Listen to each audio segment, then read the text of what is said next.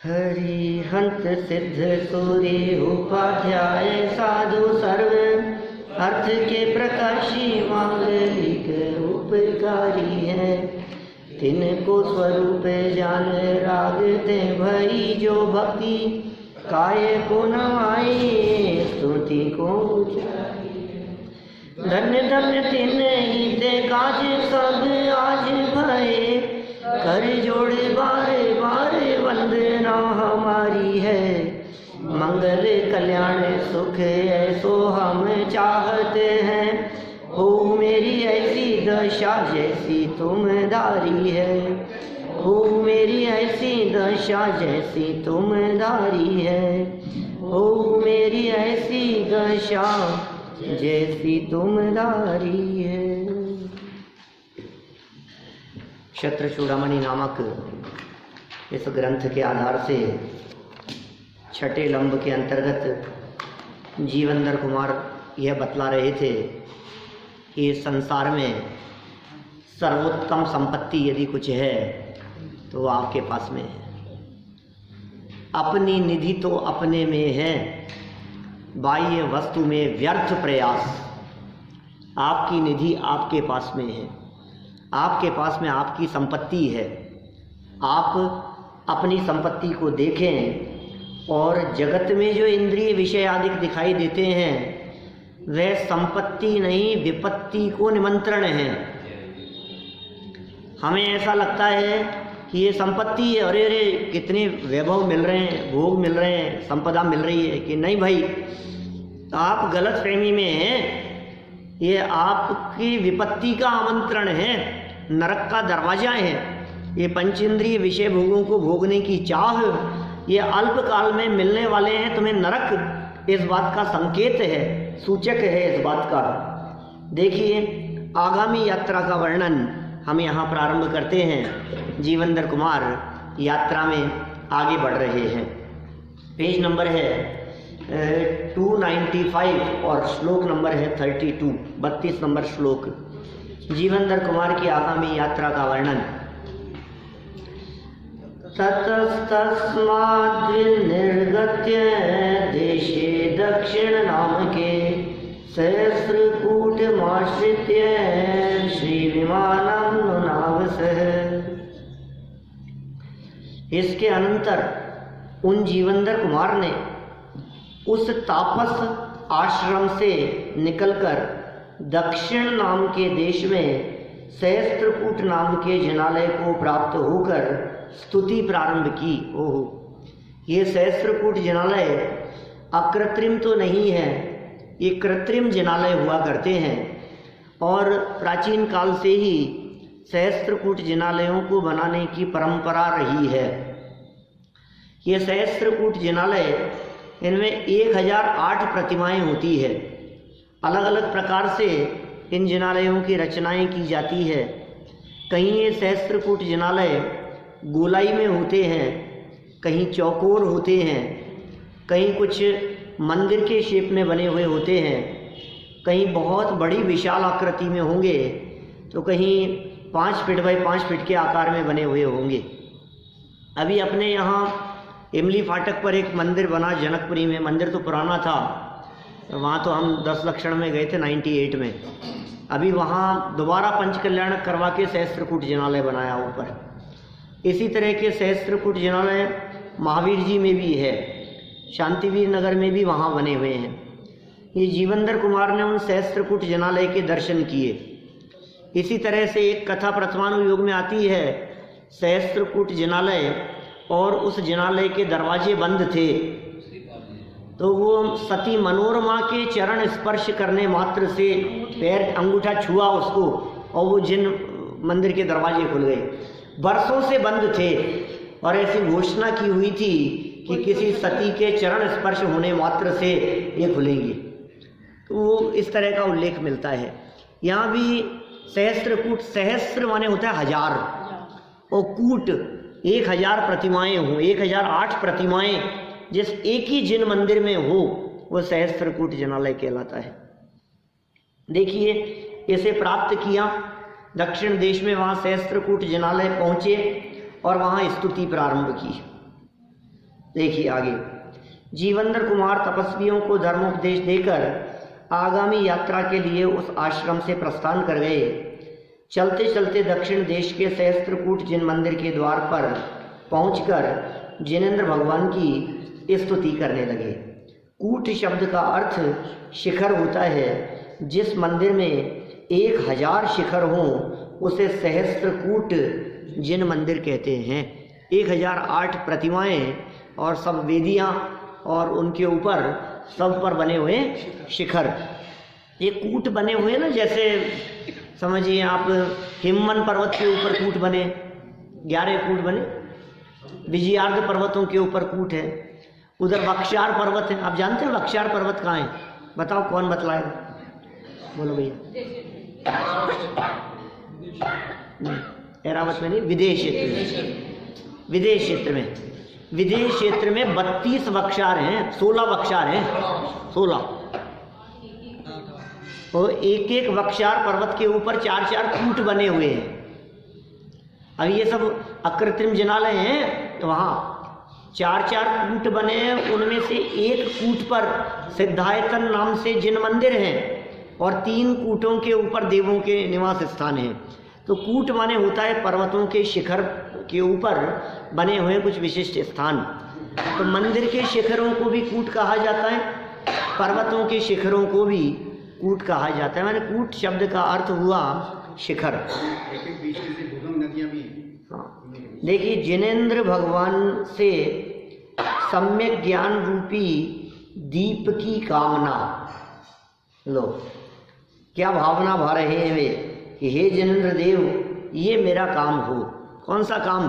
अज्ञान अंधकार दूर हो और सम्यक ज्ञान रूपी दीप जले।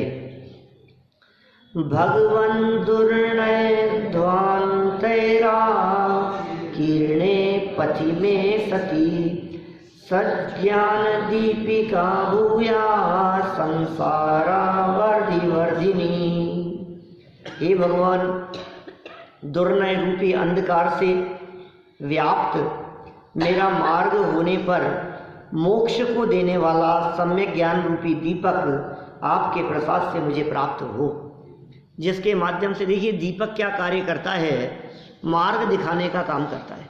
दीपक का काम है रास्ता दिखाना, प्रदर्शित करता है, रास्ते को प्रकाशित करता है दीपक। ये सम्यक ज्ञान रूपी दीपक मोक्ष मार्ग को दिखाता है। जिसके अंतर में सम्यक ज्ञान होता है उसे मोक्ष मार्ग दिखाई देने लगता है। तो मोक्ष मार्ग रूपी दीपक, उसकी कामना, हे जिनेंद्र देव आपके दर्शन से मुझे मिले। हे भगवान, मेरा जीवन दुर्नय रूपी अंधकार से व्याप्त है, अतः सम्यक ज्ञान रूपी दीपक के समान आप मेरे मोक्ष मार्ग को प्रकाशित करें।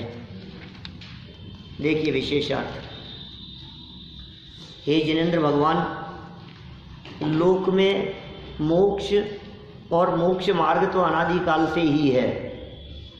देखो भाई, मार्ग तो अनादिकाल से है। ऐसा तो है नहीं कि आपको नहीं दिखाई दे रहा है तो मार्ग ही नहीं हो। मार्ग तो सदाकाल से है। किंतु मेरी पुरुषार्थहीनता के कारण और मिथ्यात्व के निमित्त से मुझे मेरा मोक्ष मार्ग स्पष्ट दिखाई नहीं दे रहा है। मार्ग तो सदाकाल है, मार्ग तो अभी भी खुला हुआ है। कई लोग ये कहते हैं कि साहब अभी तो पंचम काल चल रहा है, इस पंचम काल में तो मोक्ष मिलता नहीं है, साध्य। अभी पंचम काल चल रहा है ना, तो इस काल में तो मोक्ष मिलता नहीं है, तो फिर काहे को हमारे को धर्म में लगाते हो? मोक्ष तो होगा नहीं। कितना भी कर लो आप, कितना भी उपदेश दे दो और हमें कितना भी सुना दो, इस पंचम काल में मोक्ष तो मिलने वाला है नहीं। तो फिर क्यों करें धर्म? बोलो, ये करने से क्या होगा? कितना भी करा लो, कुछ होना जाना तो है नहीं। तो कहा सुनो भाई, इस धोखे में मत रहना। ये मार्ग इस पंचम काल में भी उपलब्ध है। इस पंचम काल में भी मोक्ष नहीं है, मोक्ष का मार्ग तो उपलब्ध है। मोक्ष मार्ग इस पंचम काल में प्रकट किया जा सकता है। आप इस मोक्ष मार्ग को इस वर्तमान काल में अभी बैठे बैठे रत्नत्रय के माध्यम से अपने जीवन में प्रकट कर सकते हैं। ये पात्रता है आप में, ये सामर्थ्य है। स्पष्ट दिखाई नहीं दे रहा, लेकिन किसके कारण? मेरी पुरुषार्थहीनता के कारण और ये मिथ्यात्व के निमित्त से जो बात लिखी है ना, ये जीवेंद्र कुमार के लिए नहीं लिखी, वे तो सम्यक दृष्टि थे। ये विशेषार्थ में इन्होंने जोड़ा है। ये तो अन्य लोगों के लिए ये बात विशेषार्थ में लिखी हुई बात, ये वादीप सिंह सूरी द्वारा लिखी गई बात नहीं है क्या? ये तो विशेषार्थ लिखने वालों द्वारा लिखी गई बात है। पुरुषार्थहीनता भी है और मिथ्यात्व के निमित्त से मुझे मेरा मोक्ष मार्ग स्पष्ट दिखाई नहीं दे रहा है।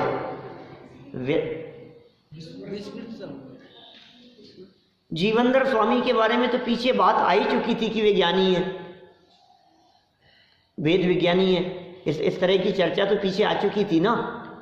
ज्ञानी थे, समझदार थे, विद्वान थे, तत्वज्ञानी थे, तत्व निर्णय उन्हें हो चुका था, तत्वाभ्यासी थे, इसी भाव में मोक्षगामी है। ये सारी बातें पीछे आ चुकी है।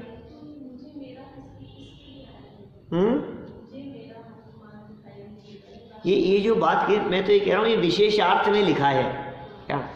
और विशेषार्थ में उसकी व्याख्या जिन्होंने की है उनको नहीं हो रहा क्या? अब ये विशेषार्थ में जो बातें लिखी जाती है ना, तो लिखने वाला व्यक्ति लिखता है। अब लिखने वाले कौन है यहाँ? अब ये लिखने वाले तो अन्ना जी हैं सच में, जिन्होंने विशेषार्थ लिखे हैं क्या? मिथ्यात्व की बात तो नहीं है सरल अर्थ में।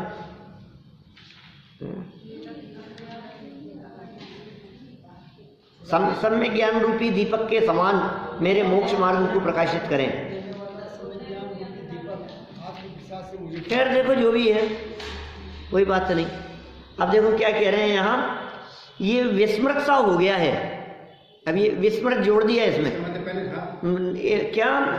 मुझे मेरा मोक्ष मार्ग स्पष्ट दिखाई नहीं दे रहा है और विस्मृत सा हो रहा है। माने इसका मतलब ऐसा लग रहा है कि वो ज्ञान में वो चीज अभी घूम रहे फिर रहे थे ना ज्यादा क्या, तो ऐसा लग रहा है कि यार ये क्या हो गया, मैं तो थोड़ा सा कैसे दूर हो रहा हूँ इस तत्व ज्ञान से। शादियाँ कर ली, घूम लिए, लड़ाई झगड़ों में उलझ गए, विस्मृत सा हो गया। मेरा सौभाग्य है कि मैं आपको अपने हस्त दीपक के समान प्राप्त कर चुका हूँ, जिससे मुझे मेरा मोक्ष मार्ग स्पष्ट दिखाई देने लगा है।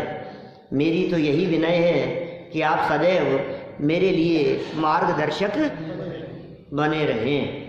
भगवान की भक्ति मुक्ति प्रदायिनी सिद्ध हो। आगे, जन्म जीर्णाटवी मध्ये जन्मशान्धस्य मे सति सन्मार्गे भगवन् भक्तिर्भवतान् मुक्तिदायिनी। हे भगवान, जन्म रूपी अत्यंत पुराने वन में जन्म से अंधे मुझे मुक्ति देने वाली सन्मार्ग में उत्तम आपकी भक्ति होवे। भक्ति की भावना भी यहाँ व्यक्त कर रहे हैं। जन्म रूपी अनादिकालीन अतिशय पुराने भयंकर वन में जन्मांध में महादुख भोगता हुआ भटक रहा हूँ, महान दुख भोगता हुआ भटक रहा हूँ। हे भगवान, मैं आपसे विनती करता हूँ कि आपकी मुक्तिदायिनी भक्ति मुझे मोक्ष मार्ग में प्राप्त हो। हे भगवान, आपकी भक्ति जो कि मुक्तिदायिनी, भक्ति मुक्ति दातार, 24 तीर्थंकर पूजन में है ना, भक्ति मुक्ति दातार 24 जिनराज वर। हे भगवान, ये भक्ति निश्चित रूप से मुझे मुक्ति देने वाली है, यह अवश्य प्राप्त हो। विशेषार्थ देखो, जन्म मरण की परंपरा अनादिकालीन है, अतः संसार रूपी ये भयंकर वन बहुत पुराना है और इस वन में भटकने वाले जीव जन्मांध हैं, अर्थात अनादि से अज्ञानी ही हैं। अब भक्त भगवान से समर्पित भाव से भक्ति से मुक्ति की कामना करता है अन्य पंचेंद्रिय के भोगों की नहीं, वास्तव में भक्ति परंपरा से मुक्ति का कारण है। तो समझ में आ रही है बात? इस बात को देखकर कोई ये कहे कि देखो जीवनधर कुमार भी कामना कर रहे हैं, तो हम भी भगवान की भक्ति से कुछ कामना करें। रोजाना आते हैं, पूजन करते हैं, प्रवचन सुनते हैं, तो कुछ तो हे भगवान, कुछ तो मिलेगा। मैं आपका सच्चा भक्त हूँ और आप अनंत वीर्य के धनी हो, आप अनंत सुखी हो, तो आपसे मुझे कुछ तो मिलेगा। कह रहे हैं भाई तेरी ये मान्यता ही खोटी है। तू जो मांग रहा है वो विषय भोग मांग रहा है, और उन्होंने क्या मांगा? तुम जैसा बनने के कारण शरण तुम्हारी आया, नाथ तुम्हारी पूजा में सब स्वाहा करने आया। सब स्वाहा करने के लिए आए हैं। भोग नहीं चाहिए, वैभव नहीं चाहिए, संपदा नहीं चाहिए, गाड़ी बंगला नौकर चाकर नहीं चाहिए, इंद्रियों के विषय नहीं चाहिए। तो क्या चाहिए तुम्हारे को? कि मुझे तो तुम जैसा बनना है और कुछ नहीं चाहिए। देखिए भगवान हमारे मन को शांति प्रदान करें। बातें तो भगवान के सामने खड़े होकर कैसी कैसी बातें कह रहे हैं। स्वांत शांतिम ममेकांता मनेकांतिक नायक शांति नाथो जिन पुण्या संस्कृति क्लेश शांति। ओह हे भगवान, सारे क्लेश शांत हो जाएं। घर की शांति नहीं, मन की शांति की बात कर रहे हैं क्या? भगवान की भक्ति से घर में शांति होगी कि नहीं होगी इसकी तो गारंटी नहीं है, लेकिन जिनेंद्र प्रभु की भक्ति से मन में शांति जरूर होगी। ये जिन मंदिर मन की शांति के लिए है, घर की शांति के लिए नहीं। ये अम्मा जी की शांति के लिए नहीं है। शांति विधान करने से शांति, ये वो शांति विधान इसके लिए नहीं है कि इनका स्वर्गवास हो गया, अब उनकी आत्मा की शांति के लिए। अरे मरे हुए आत्मा की शांति के लिए नहीं, जिंदा आत्मा की शांति के लिए। कि जिंदा आत्मा की भी शांति की कोई कामना करता है क्या? मरे हुए की शांति की कामना तो सारा जगत करता है। वो कहता भगवान इनकी आत्मा को शांति प्रदान करे। और मैं भी ऐसा कहने लगूँ, मास्टर साहब भगवान आपकी आत्मा को शांति। अरे भाई साहब क्या कह रहे, मैं जिंदा हूँ अभी। ये कैसा लगता है? माने आत्मा हम नहीं है क्या? मरे हुए के लिए ही आत्मा प्रयोग करते हैं क्या? जिंदा आत्मा नहीं होता है क्या? जब हम आत्मा की शांति की बात करते हैं तो हमें मुर्दा ही क्यों दिखाई देता है? मरे हुए लोग ही क्यों दिखाई देते हैं? क्या जिंदा आत्माओं की शांति के प्रयास नहीं होने चाहिए? हम सब जिंदा हैं और जिंदा में ही प्रयास किया जा सकता है। मरने के बाद तो तू क्या शांति का प्रयास करेगा? फिर तो परलोक पहुंच गया, अब तो क्या शांति होगी? जहाँ जन्म लिया है वहाँ कैसी परिस्थितियाँ होगी? अब जैसी परिस्थितियाँ होगी वैसी भोगनी पड़ेगी। सैनी पंचेंद्रिय हो गया, फिर भी विचार विकल्प कहाँ आएगा बातों को समझने के लिए? आए ही नहीं। एक इंद्रिय हो गया, विकलत्रय में चला गया, नरक में चला गया, तिर्यंचादि गतियों में चला गया, फिर कहाँ चांस है बतलाओ समझने के लिए? देखो आत्मा की शांति के लिए अब क्या शांति होगी? तो खत्म हो गया सब। तो सारा शांति का प्रयास ये पहले ही है, और ये शांति के लिए याद कर रहे हैं शांतिनाथ भगवान को। देखो क्या कह रहे हैं, अन्वयार्थ। अनेकांत मत के अद्वितीय नायक कौन? शांतिनाथ भगवान। शांतिनाथ जिनेंद्र ये संसार के दुखों की शांति के लिए हमेशा स्थिर रहने वाली मेरे हृदय की शांति को करें, हृदय को शांत करें। ये बात यहाँ कह रहे हैं शांतिनाथ भगवान के माध्यम से। शांति धारा के संबंध में मैंने भी चर्चा की थी एक जगह, यहाँ तो नहीं हुई बात, ललितपुर में की थी मैंने चर्चा, और वहाँ की शंका समाधान में शांति धारा की सुंदर चर्चा है। पूछ लिया प्रश्न लिख करके दे दिया, शांति धारा होनी चाहिए कि नहीं होनी चाहिए? बोलो क्या क्या मत है आपका? सुना थोड़ी ना होगा आप लोगों ने किसी ने। अरुण जी ने भेजा तो था, वो शंका समाधान ललितपुर का। शायद पहला ही प्रश्न है मेरे ख्याल से, शांति धारा होनी चाहिए कि नहीं होनी चाहिए? बोलो। आपने भी नहीं सुना? मैंने तो ये कहा है शांति धारा जरूर होनी चाहिए, होनी चाहिए। आपने सुना है, मुझे मालूम आपने सुना है, शांति धारा होनी चाहिए। अरे जीवन में शांति की धारा तो बहनी ही चाहिए। क्या यह शांति धारा हो अखंड, चिरकाल तक बहती रहे? क्या ये शांति की धारा नहीं बहनी चाहिए? ये जरूर होनी चाहिए, लेकिन जिसे जगत जनों ने शांति धारा समझ रखा है, क्या वो शांति धारा से धर्म का कोई संबंध नहीं। जिस जल धारा को छोड़ने का नाम आपने शांति धारा समझ रखा है, वो शांति धारा नहीं है। असली शांति धारा क्या है? हृदय में शांत परिणामों की वीतरागी तत्व ज्ञान के अवलंबन से, अपने ज्ञायक आत्म तत्व के अवलंबन से जो शांति की एक विशिष्ट धारा प्रवाहित हो, उसका नाम शांति धारा है। क्या वो जो धारा चलती है, उस धारा से कोई मतलब नहीं है। पानी नहीं, देखो कलश, देखो पानी कब नहीं हो, देखो धारा टूटनी नहीं चाहिए, धारा टूटनी नहीं चाहिए। कौन सी धारा के टूटने नहीं टूटने की बात कर रहा है भाई? पानी का कलश हाथ में लेता है और भगवान की प्रतिमा धरी रहती है, रखी रहती है, और उस प्रतिमा के ऊपर ये कलश की धारा, पानी की धारा डालना शुरू करता है। हम मंत्र बोलते हैं, लंबा है थोड़ा धीरे धीरे डालना, टूटनी नहीं चाहिए धारा या अखंड चलती रहनी चाहिए। कौन सी धारा की बात है भाई? ये कौन सी धारा की बात कर रहे हैं आप? शांतिनाथ भगवान के पहले 7 बार धर्म की विच्युति हुई। क्या जहाँ धर्म का लोप हो गया था बीच में, पहले भी कही है मैंने बात आपके बीच में, 7 बार ऐसा हुआ।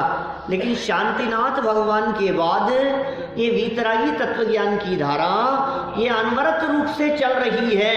तो शांतिनाथ भगवान से जो धर्म की धारा निरंतर चल रही है, उसका नाम है शांति धारा।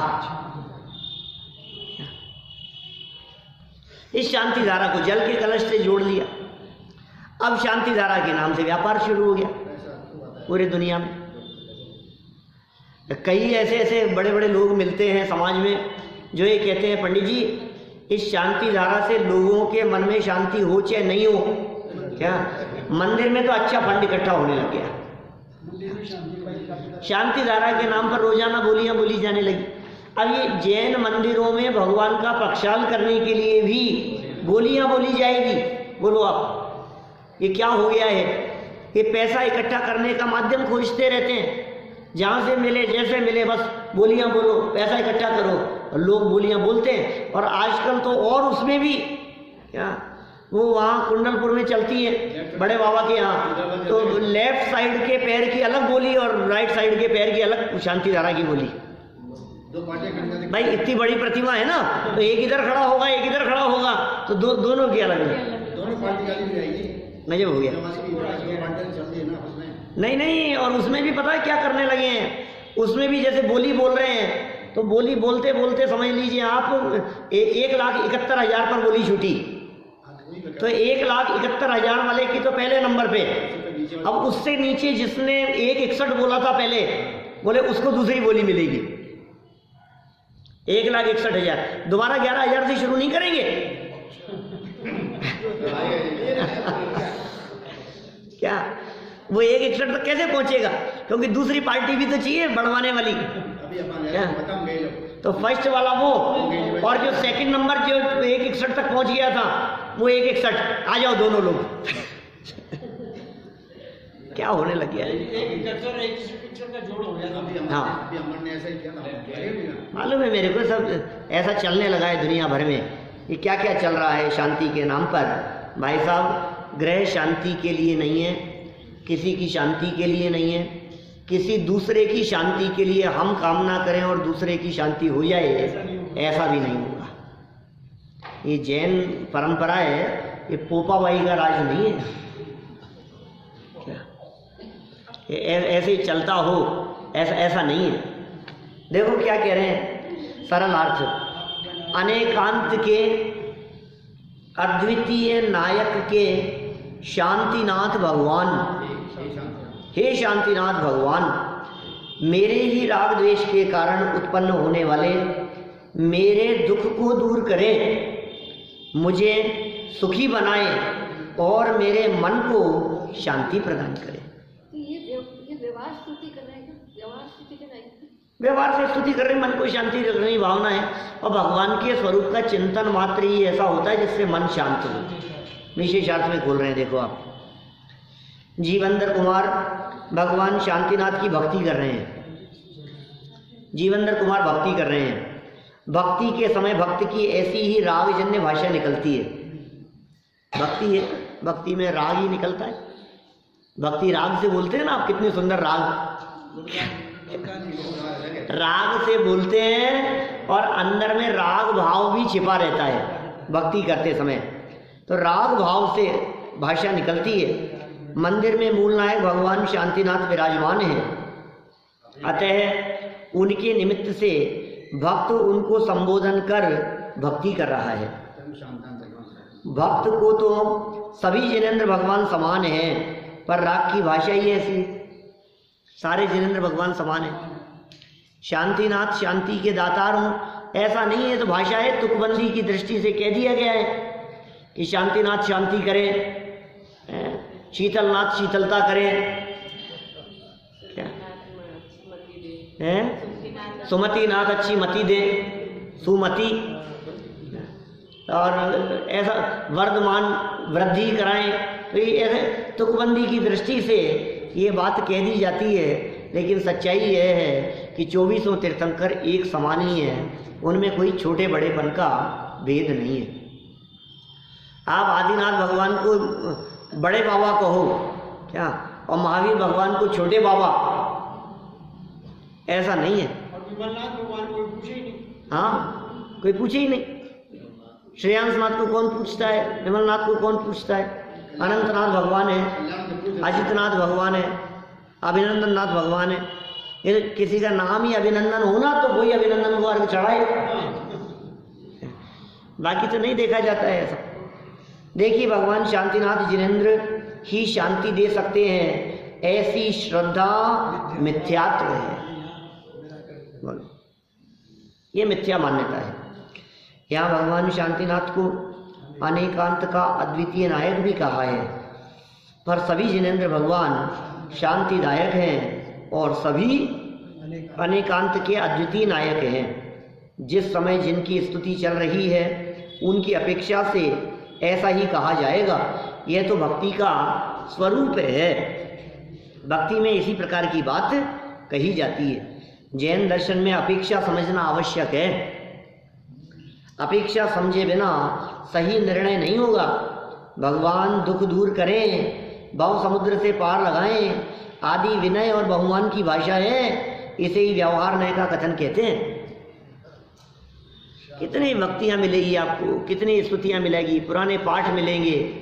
द्रौपदी को चीर बढ़ायो, सीतापति कमल रचायो, अंजन से किए अकामी दुख। आजकल बोल रहे हैं ना हम लोग। द्रौपदी का चीर किसने बढ़ाया था? किसने बढ़ाया था? महावीर भगवान ने कि पार्श्वनाथ भगवान ने? नेमिनाथ भगवान ने? अरे विचार तो करो एक बार, किसने बढ़ाया? कौन से भगवान आए थे बढ़ाने के लिए? क्यों पार्श्वनाथ भगवान ने बढ़ाया हुआ था? क्यों बाबूजी? पार्श्वनाथ भगवान ने।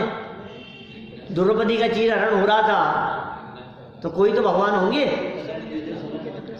आपको यदि ऐसा लगता है कि पार्श्वनाथ भगवान ने किया था, तो हमारा ये कहना है कि द्रौपदी कौन से काल में हुई थी, पहले तो ये नक्की करो।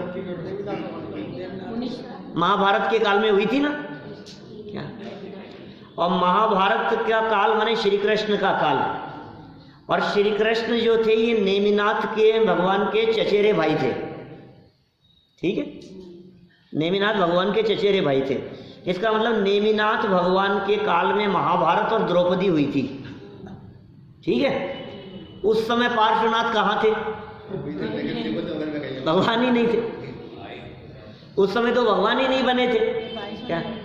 तो पार्श्वनाथ भगवान द्रौपदी का चीर कैसे बढ़ाएंगे? लेकिन चल रही है दुनिया भर में कोई भी बात इस तरह की, भगवानों के नाम पर कुछ भी कह देते हैं। ये मान्यता मिथ्या मान्यता है, ऐसा बोलना व्यवहार है। भक्तियों और स्तुतियों में इस तरह के कथन पुराने मिल जाते हैं, कोई ऐतराज नहीं है हमारे को। पूजाओं में मिल जाएंगे, पाठ वगैरह में मिल जाएंगे, हैं इस तरह के कथन वचन बहुत मिलेंगे। सच्चाई कुछ और है और ये कहना व्यवहार है। समझ में आ रही है बात? आपकी महिमा गाते हुए कह देते हैं ये तो आप ही का उपकार है, आप ही की वजह से है। आपकी वजह से किसने कराया? हैं? आपकी तरफ से कौन ने बढ़ाया? क्या चीज? चीज किसने बढ़ाया? चीर किसने बढ़ाया? अब ये सच्चाई तो बता दो। द्रौपदी का चीर किसने बढ़ाया? देखो भाई, द्रौपदी का जो चीर था माने वस्त्र थे, वे वस्त्र रूप परमाणुओं की अल्प से विस्तृत रूप होने की अपनी योग्यता थी, पहला कारण। दूसरा कारण, द्रौपदी के हृदय में भक्ति भावना से जो पूर्व का बंधा हुआ पुण्य था, वो पुण्य का उदय कारण था। समझ में आ रही है बात? पूर्व में कुछ ऐसा किया होगा, ऐसी भावना भाई होगी इस तरह की, या किसी व्यक्ति के प्रति उपकार की भावना रखी होगी कि खूब वस्त्र दान में दिए होंगे, कि जो भी जैसी भावना रही हो, वो पुण्य का उदय उसमें कारण था। वास्तव में परद्रव्य को कारण कहना ये तो बनता ही नहीं। कोई भी दुनिया का परद्रव्य निमित्त कारण तो हो सकता है, असली कारण नहीं हो सकता। और निमित्त कारण पर काम के होने का आरोप आता है, कथन मात्र। देखिए यहाँ व्यवहार नहीं के कथन है, व्यवहार की भाषा। आपका ही घर है साहब, आपकी गाड़ी है अपनी समझो, पूरे दुनिया भर में सैकड़ों घर है हमारे। क्या हजारों घरों में जाकर के भोजन किया है, अपना ही समझो, अपना ही समझो। समझ लिया हमने अपना ही, तुमने कह दिया और हमने अपना ही समझ लिया। क्या व्यवहार नहीं की भाषा है, ऐसा ही कहा जाता है। आपकी कृपा से, आपका ही उपकार है, आप इसे अपना ही समझिए। ये सब व्यवहार नहीं के प्रयोग हैं इस तरह के। लेकिन ऐसा प्रयोग करने पर भी सच्चाई का पता होना चाहिए। कोई इस भाषा को सुनने पर धोखे में आ जाए तो नादान है, ना समझ है। क्या आपके साथ में आपसे कहा कि आप अपना ही समझिए, और बच्चा भी साथ में था। क्या वो बच्चा कहने लगा, क्यों पापा आज अब तो हम यहीं रहेंगे ना। ये घर अपना ही हो गया ना। कि बेटा तू समझता नहीं है, ये हाथी के दांत खाने के कुछ और होते हैं, दिखाने के कुछ और होते हैं।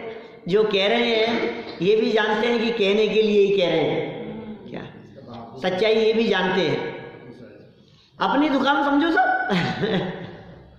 आप ही की दुकान है। आराम से लेटो करो ये बात। हाँ देखो, खत्म करते हैं अपन इस प्रकरण को। ये तो हो गया, एक चंद और दे ले लो। 36 नंबर, भक्ति करते ही जिन मंदिर के किवाड़ों का खुलना।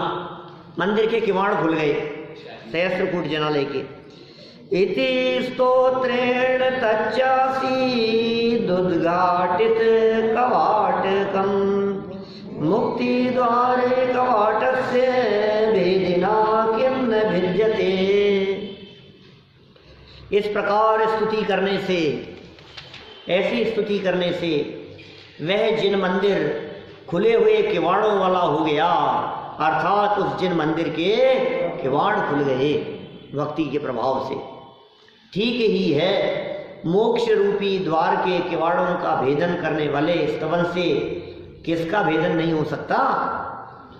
अरे जिस भक्ति से, जिस स्तुति से, जिस गुणानुवाद से मुक्ति के द्वार खुल जाते हो, उससे ये जगत के द्वार खुल जाएं, तो इसमें कौन से आश्चर्य की बात है।